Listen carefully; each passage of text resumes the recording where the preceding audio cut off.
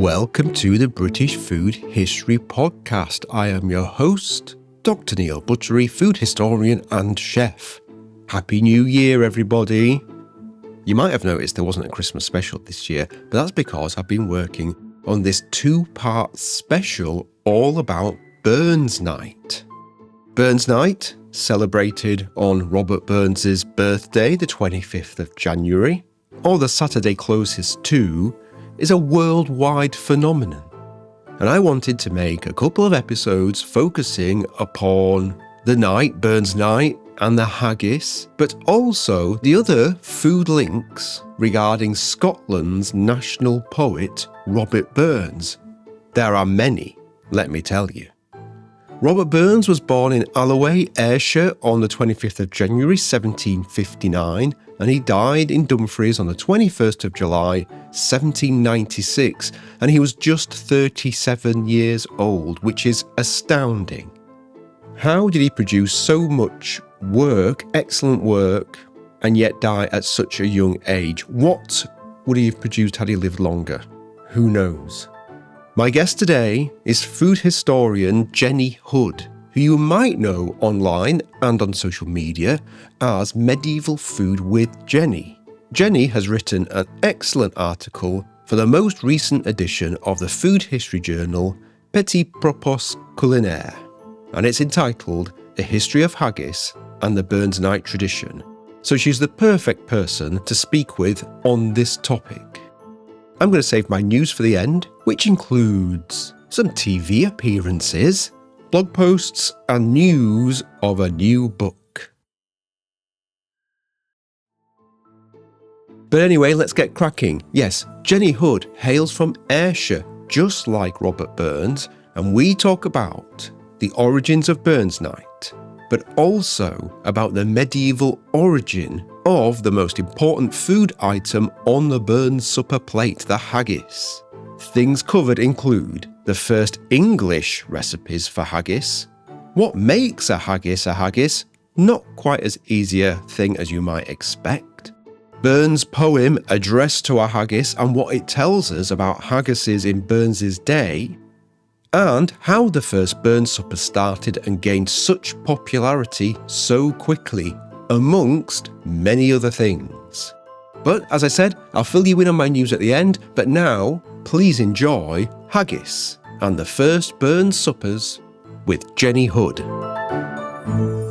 Hello, Jennie Hood. Welcome to the British Food History Podcast. I'm very excited to speak to you today. Hi, Neil. Thank you for inviting me. I'm excited to be here. I'm doing a couple of Burns Night specials, so you were the perfect person to speak to about the origins, well, not just of Burns Night, but of the most important aspect of a Burns Night supper, a haggis.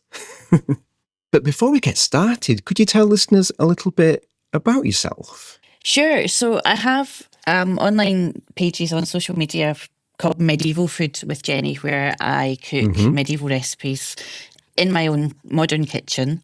I like to showcase the variety of food available in medieval times, going right back to proper first-hand sources. I always try and go back to the manuscript sources if I can. I also do that in the summer with a reenactment group, so I do get out and cook in an authentic setting whenever I can. But also, as you can tell from my accent, I'm Scottish, and I have a great interest in Scottish food history as well. The two don't coincide. There are no medieval Scottish manuscripts that we know of. I think the earliest ones are probably in the 1600s. In terms of Scottish food history, 17th century, 18th century is really where my interest lies there. So that's the two things that I do online. I see. And what inspired you to write an article for Petit Propos Culinares about haggis? What informed that? So the article really came out of a talk that I did in April at the Leeds Historical Food Symposium, which was about food in Scottish literature. Now, of course, you can't talk about Scottish literature without talking about Robert Burns. And for me, the Burns Night specifically for me is where sort of three of my main interests all collide, I guess. So you have Scottish history, you have food history, and you have family history as well, because I don't think it's in the article, but I mentioned it at the talk. I'm related to Hamilton Paul, who was the man who organised the first ever Burns Supper, Burns Night. So that's the Burns Night is this particular interest of mine. I'm not a Burns expert at all. But Burns Night itself, the history of Burns Night, is a sort of pet subject of mine. I see. Well, let's start at the start with this story, this historical tale. Actually, before we do that, could you tell people, because there's people listening all around the world, there's probably quite a lot of people, actually probably got quite a lot of people in Britain who don't actually know what a haggis is or what goes into a haggis, at least the modern day recipe. Sure. Anyway. It's quite challenging to describe a haggis without making it sound terrible, but actually it's really great. I love a haggis. I love haggis. I love haggis. Essentially, it's a mixture of generally sheep pluck offal. So it would be the liver, the heart and the lungs of a sheep or a lamb, most usually. It's mixed with oats and suet, sometimes onions, and a blend of spices. And the spices are really everybody's secret part of the recipe. But invariably, you have to have a lot of pepper, some nutmeg. Yes. Maybe some coriander in there. For sure. And that's generally it. It's put into, these days, a modern casing or an ox bung. Traditionally, though, it was cooked in a sheep's stomach. A lot of people still say it was cooked in a sheep's stomach. It tends to not be these days. And then it's boiled in the same way that in Britain, puddings have been boiled for centuries. Doesn't sound great. Tastes absolutely amazing. No, it does. And a lot of these recipes, especially those ones with offal. I remember very much when I started cooking historical foods, it was a mental hurdle I had to get over. I was quite a finicky eater looking back, really. So, yeah, I really had to take a deep breath and a gulp before I started chowing down or making some of these recipes. But it's not these ones, because there are bad ones sometimes, Jenny, but they're never things like haggis. They're always something that you wouldn't expect that seems quite innocuous by the description. Absolutely, yeah. I really like all these early puddings. I do think as well, if you're going to eat meat, I think it's sometimes an odd distinction to say I'm going to eat this type of meat, but I'm not going to eat these parts of an animal.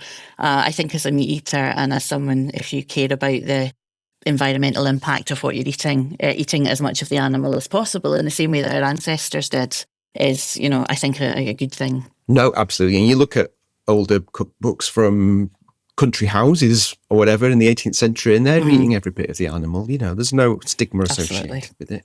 So yes, I definitely agree. Well, I guess the beginnings of haggis, the origins as far back as we go, definitely overlap with your medieval interests. They don't do. They? So certainly within British food history, the earliest haggis recipes that are actually called haggis come from the 15th century. Interestingly, they're all from English collections. So there's one of the Harleian manuscripts, I think Harleian 279, and also a Lancashire manuscript called Liber Curae Cocorum. I may have said that incorrectly. They're both from around 1430, and they both have recipes called haggis. They also, interestingly, have very similar recipes called franchimoil, which is something that I mentioned in the article. So these are very, very similar. Franchimoil is generally called an early haggis recipe, but these collections have both haggis and franchimoil. The only difference, actually, is that the haggis has offal in it. The franchimoil doesn't, although it's still cooked in the stomach of the animal.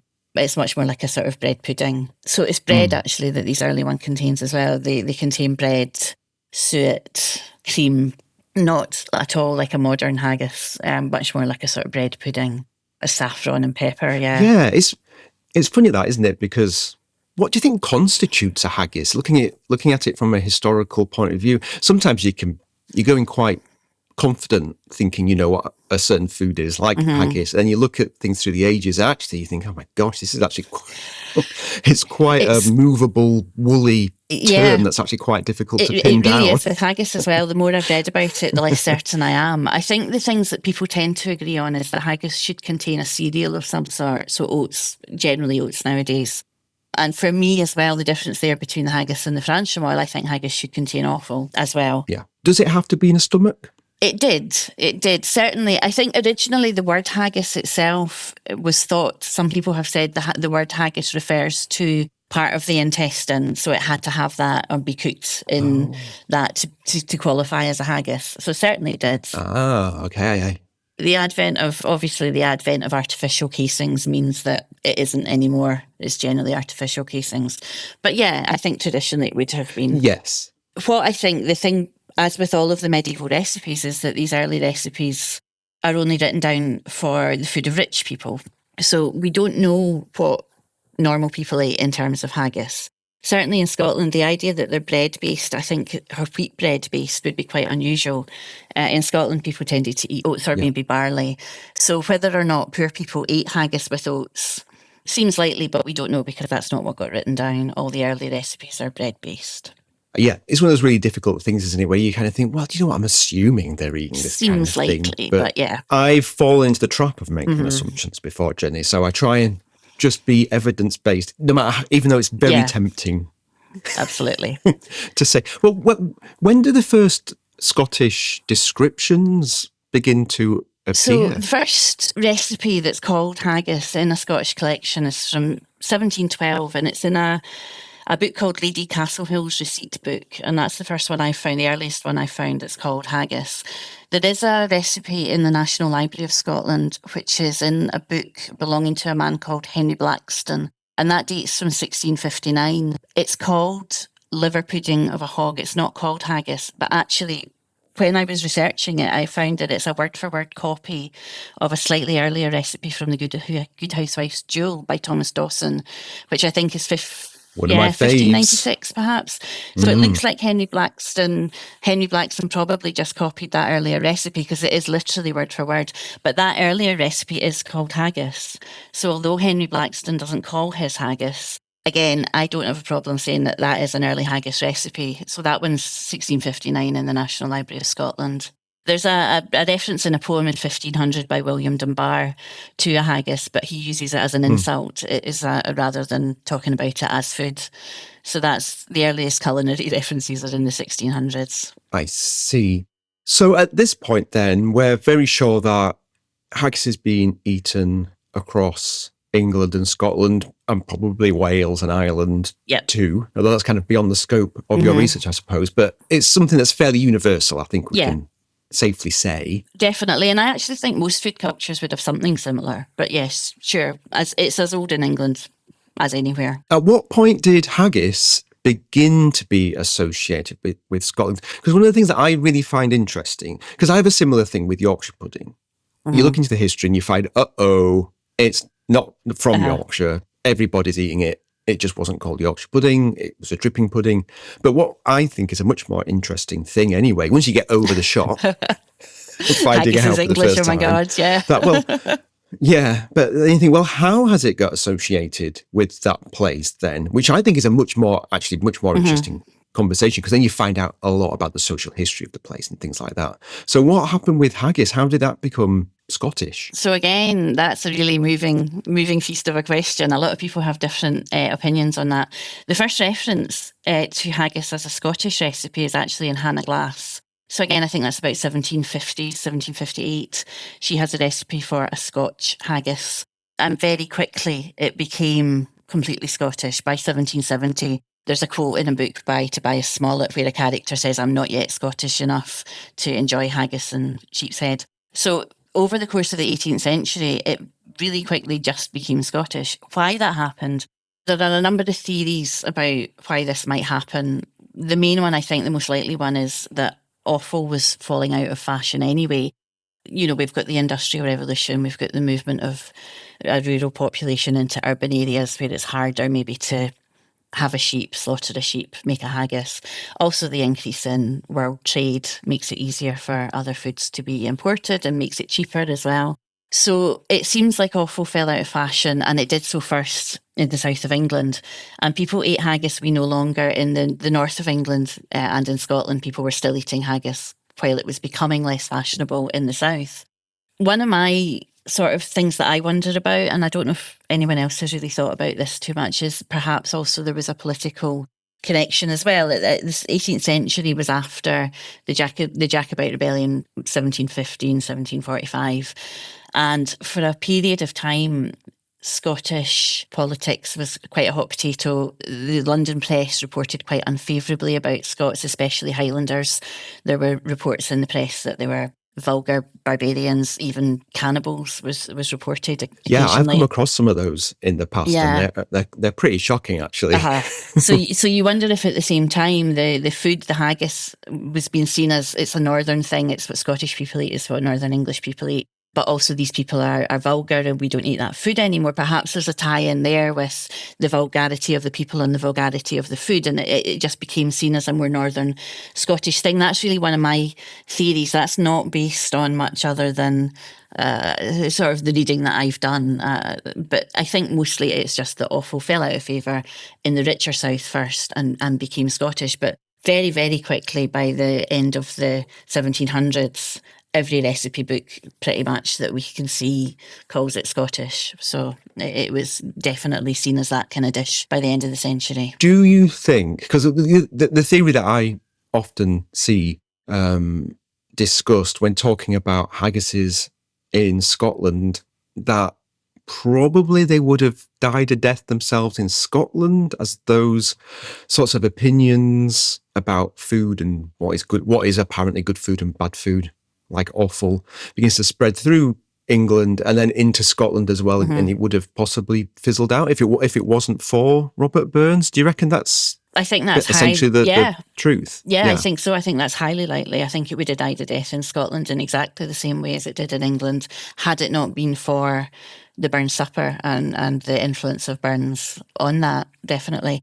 Professor Murray Pittock, actually, who's at Glasgow University, wrote a really great paper in about 2020 looking at the economic impact of Burns on the Scottish economy. And part of that was the haggis, the sales of haggis. And I'm sure some of the haggis producers said that they sell about 80% of their annual haggis turnover in January for Burns Night. So it's massive impact in Scotland, just Burns Night. I'm absolutely sure that we wouldn't be eating haggis certainly to the extent that we are, had it not been for that. Yeah. Well, for anybody unfamiliar with Robert Burns, people might have heard of the thing Burns Night and know that it's Scotland, but not necessarily know who Robert Burns was, because it's very difficult to understate his importance to Scotland in so many ways. So Robert Burns was a poet. He was born in Ayrshire in 1759. Let me just check I've got my dates right. That would be a terrible thing to get Robert Burns' birthday wrong, wouldn't it? 1759, yep. He was born in Ayrshire, which is where I'm from as well. And certainly when we were growing up, I grew up about 10 miles up the road from where Burns was born. We got taught all about it at school. We had annual competitions in poetry and singing. So he was a farmer, a very poor. His father was a poor tenant farmer. They didn't own their own farm. They rented farms and made a very poor living out of it. But Burns was well educated and had a very early gift for poetry. And so published in 1786, published his first volume of poems, became a bit of a sensation, but still tried to make a living at farming, didn't manage it, and ultimately died quite young. He died at the age of 37. I know, shocking, isn't it? It's one of those things where you think, how can somebody have been so productive? Yeah, and what would we have missed out on had he lived for longer? What else might we have had? Yeah, indeed. Yeah, so the Burns supper, though, grew out of this posthumous fame almost of Burns. He died in 1796, and 5 years after his death, some of his friends decided that it would be nice to hold an anniversary dinner in his memory. And so it was actually the first one in 1801 was held on the anniversary of his death in July. So now obviously we celebrate his birth in January, but the first few were held in the summer as anniversaries of his death. And a man called John Ballantyne, who had known Burns and who was a patron of his and a friend, asked the Reverend Hamilton Paul if he would organise this first anniversary dinner in 1801. Hamilton Paul was at the time quite a young, I think 20s, maybe 23-year-old assistant minister in Ayr. Had grown up in Ayrshire, was a huge fan of Burns. Had never met him. He says in his own letters he didn't meet Burns, but he was a big fan. And also he was quite a bon vivant for a man of the church. He liked to drink, he liked a dinner party. You know, a lot of the men at that time, there was Freemasons, so there was this culture of dinners and toasts and the supper clubs really of the time, you know. So it sort of tied in with all of that. Let's do this, but have one specifically to honour Robert Burns, our friend. So he organised the first one and then he documented it. It was the most important thing, I think. He wrote about it and documented the format of it. And then, because he also worked as a newspaper editor, wrote about it in the papers. And that was it. It spread like wildfire. Yes, and apart from the many toastings with whiskey or whatever, key to that is the haggis. Yes, specifically mentions at the first Burns supper, sheep's head and haggis. He says were an interesting part of the dinner. I imagine the sheep's head, I'm really glad it wasn't the sheep's head that's persisted to today. It's just the haggis. I was going to ask, have you ever done a sheep's head? I have just not. For historical, accuracy. I have thought about it a lot, and then I say something out loud and I see my partner looking at me and I think, oh, maybe not. There's a restaurant, an African restaurant in Glasgow that sells goat's head, which if I ever go, I'm sure I'll have to try. But no, I've never made a sheep's head. I see. Jane Grigson, who is the person who's responsible for me getting into food history, she has a recipe for sheep's or lamb's head in brain sauce. And because I decided that I was going to cook every recipe in that book, I did eventually do the lamb's head, and it was nice. I have the sort of attitude to food that you're like, well, people wouldn't eat it if it didn't taste nice. And there's only one way to find out, which is to make it and try it. So I'm not ruling out sheep's head broth at some point, but, we'll see. I recommend it anyway. Smashing. I guess the haggis is informed, of course, by his most famous poem, I would say. Absolutely. Addressed to a haggis. Yes, so he wrote that in 1786 when he was in Edinburgh. So he published the first volume of his poems in Kilmarnock and was going to use the money from that to move abroad. But actually his friends persuaded him to have a go at selling poems in Edinburgh as well. And he went to Edinburgh for 2 years. And obviously 18th century Edinburgh was in the grip of the Enlightenment, a huge French influence in Edinburgh at the time. And Burns, while there, wrote Address to a Haggis, which is a poem extolling the virtues of haggis. Specifically, though, sort of railing against fancy foreign food, fancy French food, and really celebrating the honest virtues of the honest Scottish haggis, as he saw it. So it's a great poem, but also you can see why Hamilton Paul, when he organised the dinner with haggis, and you want to read something of Burns, it's a great pairing. You've got the haggis in front of you, you read the poem, you cut open the haggis. And that in itself, there's this sort of feedback loop, I think, of the poem, the haggis, the Burns night. It's just all kept going. And it's really responsible for the continuing popularity of Burns and haggis and Burns night. They all sort of just feed into each other. It's like a perfect storm. I like it because the poem's actually quite funny. It is funny. Isn't it? Yeah, and it's sort of, I guess it's a bit tongue-in-cheek because I suppose is being so overly over the top in how wonderful the haggis is, but it's actually something very simple. Absolutely, yeah.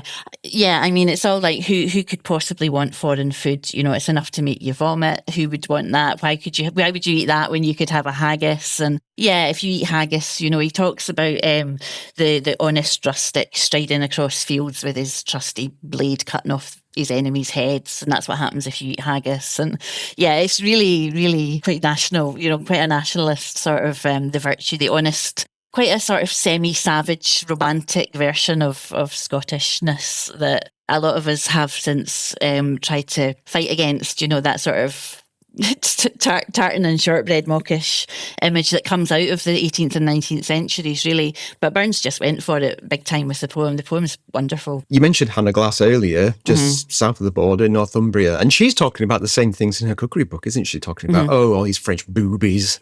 Absolutely. Coming in with their fancy food and cream and butter and expense, and we don't want any of that. That's it, exactly. It's just, that fancy schmancy nonsense, yeah. It's bandied around as the good, simple food of old England, but really you can say that about all the home nations and the Republic of Ireland too. All that really simple fare that is not easy to make.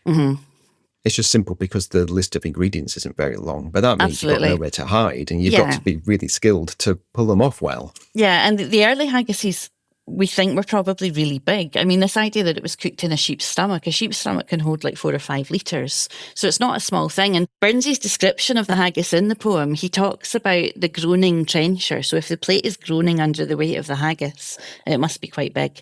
And there's a line, your hurdies like a distant hill. Your hurdies are your buttocks, your bum. So if you think about your hurdies like a distant hill, he's talking about the shape of the haggis. So it's got to have been quite a big, sizable dish for a celebratory dinner as well. Again, we don't really know how people who were poorer would have coped. I mean, you can't always be making a haggis that's a massive, big celebratory dish and involves killing a sheep. That's not a cheap dish to make. So I think there must have been cheaper alternatives that people did make themselves, but there's no record of it. So it's just speculation. We don't know. But certainly the one Burns was talking about was a bigger celebratory one. Interestingly as well, though, the first recipe for what we now think of as modern haggis was Susanna McIver, Mrs. McIver, in 1774 in Edinburgh, which is 12 years before Burns wrote the poem To a Haggis. So when he wrote it, the chances are it's her sort of haggis recipe, which is essentially a modern haggis that he was talking about. It's not a French moil. No, it wasn't a French moil It's by that point. It's definitely modern or modern-ish. A meaty, oaty, suety haggis. Yeah, she's the first one to give us what we now see as the modern haggis recipe. One of the astounding things is how quickly this idea of celebrating Burns Night spread. It spread like wildfire. It really did. How do you think that happened? Well, Burns always wanted to be famous. He wrote himself that he wanted to be famous after he died. And really, he had a lot of champions, which I think helped greatly. So Hamilton Paul was key. He organised the first Burns Supper in 1801. In the same year that the first Burns Club started in 1801, that was the one down in Greenock, which was called the Mother Club. But Burns clubs were springing up all over Scotland. So Greenock, I think in 1802, held their first Burns Supper because they read about it and thought that's a great idea. It says in the original manuscript that Hamilton Paul wrote that they resolved to do it again the following year.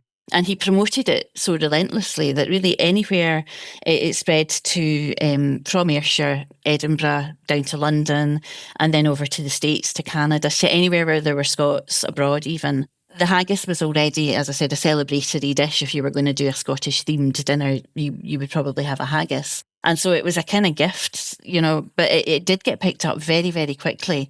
And Hamilton Paul wrote a biography of Burns himself in 1819. And by then, he said it was celebrated right across the empire, right across the British Empire. People were celebrating Burns Night. Yeah, all over the world. There's a big diaspora, Scottish diaspora. Yeah, it was a global phenomenon within about 20 years. So it's quite something, quite the tribute to Hamilton Paul's relentless promotion of his own event. He liked it also because he fancied himself a bit of a poet. He was no Robert Burns, but he wrote poetry by the yard. And part of the Burns Supper is the Immortal Memory, which now is a speech to the immortal memory of Robert Burns. But originally, for the first few, Hamilton Paul wrote poetry. His immortal memories were all poems. And so it was a great excuse for him to get his own poetry out there as well. He published all of that too.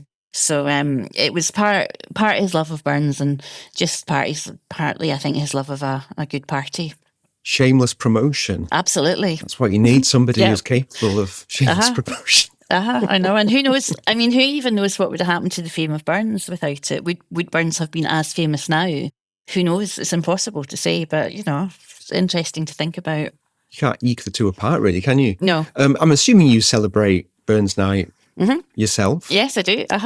How do you usually mark it? Nowadays, usually fairly quietly, but I have in my day been to many big Burns suppers. If it's just my partner and I, we will have haggis, we will have a wee whiskey, we will have a wee toast. I tend to, because I have a picture of Hamilton Paul up on my wall, there's a painting known of him, I've got a copy of it up on my wall, so I tend to have a wee toast to Hamilton Paul. He's several times great uncle of mine, so... And rather than, I probably won't read much poetry, but we do always have some Burns songs playing in the background. And so, yeah, we always do it. Like I say, there have been bigger celebrations back in the day.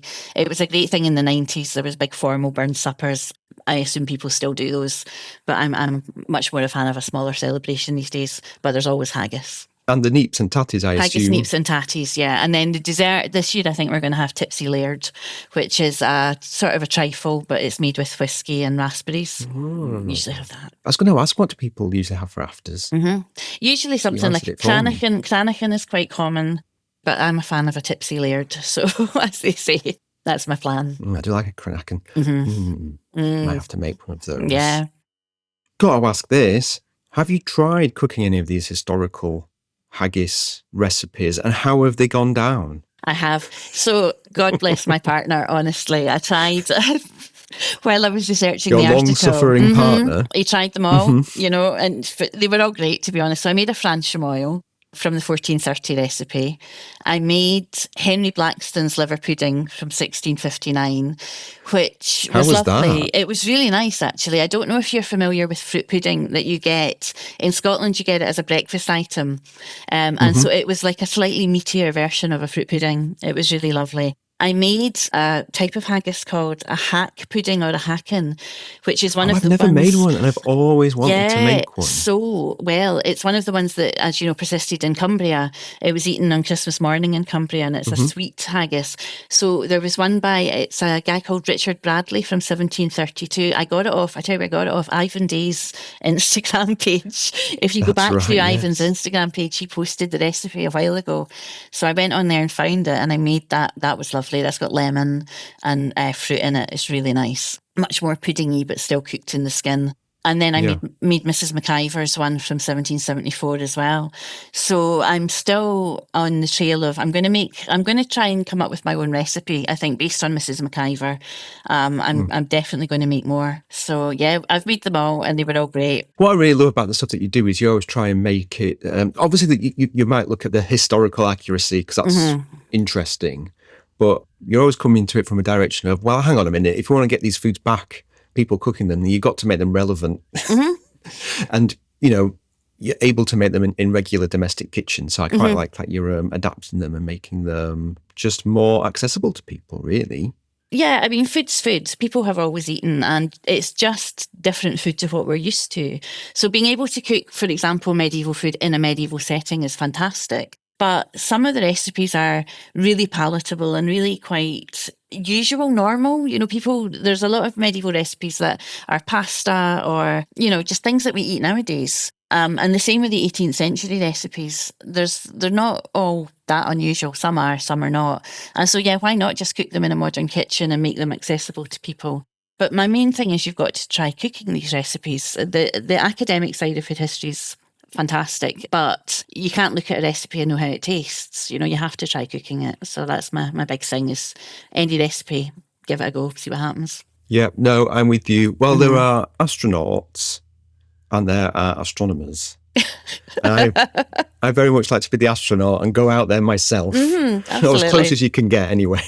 Yeah. And experience it for myself rather than just looking at a recipe, because obviously you can get some information from it, but you're never really going to understand the food unless you cook it. And you're not going to be ever 100% authentic, whatever that means anyway. Yeah, but absolutely. even if you're just 10%, you're going to learn a whole lot. It's important to do your best to strive to follow recipes or be as authentic as you can. But I think it's really important to acknowledge where that falls down, because we don't have the same ingredients, we don't have the same equipment. Most of these recipes don't have quantities in them or timings or anything. So yeah, it's a best guess. And I think it's important to acknowledge that. But it's also important to have a go, definitely.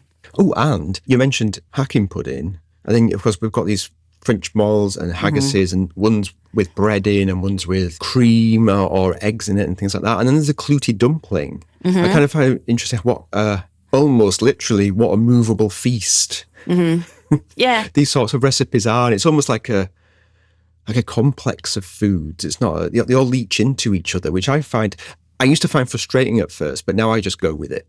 Yeah, absolutely. When you look at like Mrs. McIver's 18th century book, the number of fruit puddings that are cooked in animal skins, or the number of things that are cooked in similar ways, but some are sweet, some are savoury. And yeah, when I cooked the Franchimoil, I did think this feels very much like something that went on to become like a suet pudding or a dumpling, or it's, yeah, like you say, it's all just a spectrum from one end to the other. There's not really these designated categories of food quite so strictly.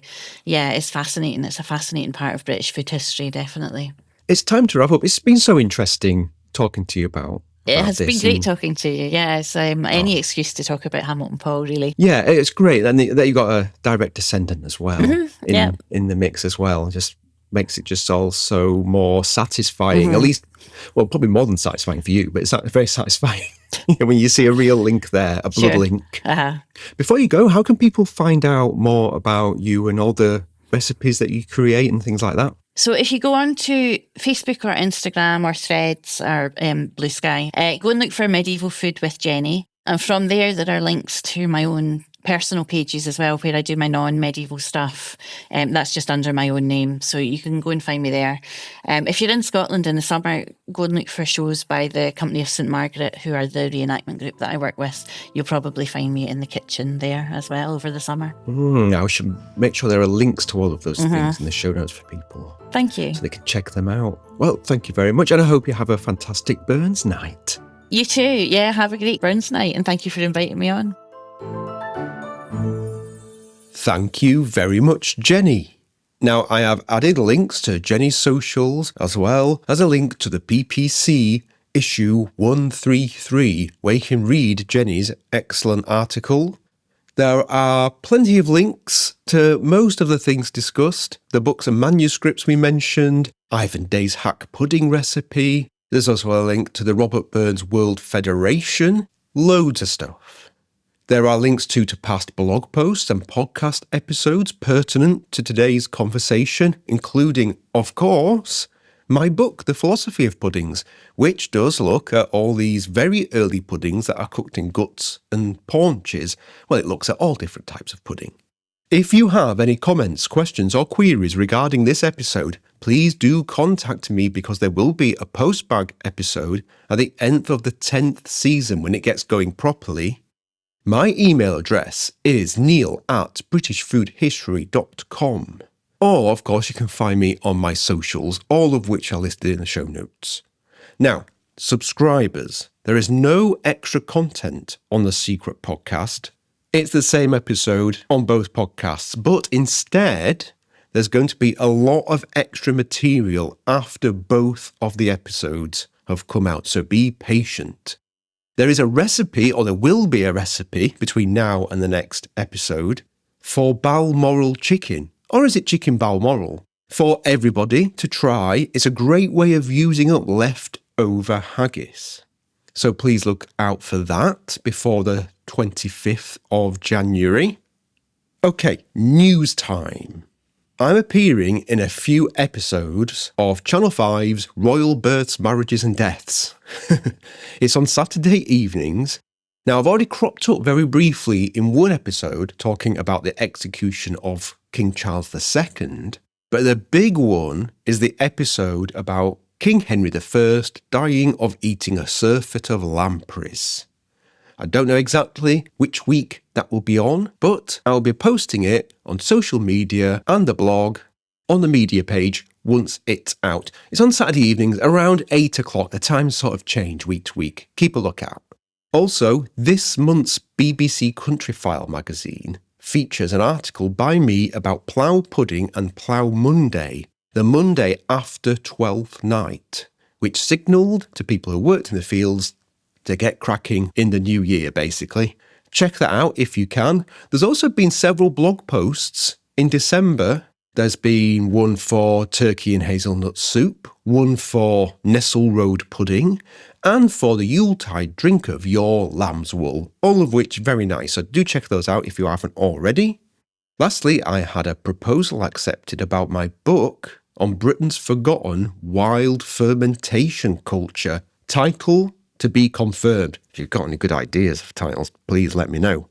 The contract is signed with the History Press, but it's not even due in until mid-2027, so there's going to be quite a while to wait before it comes out. I'm at the very early research stages right now, which for me is the most exciting bit.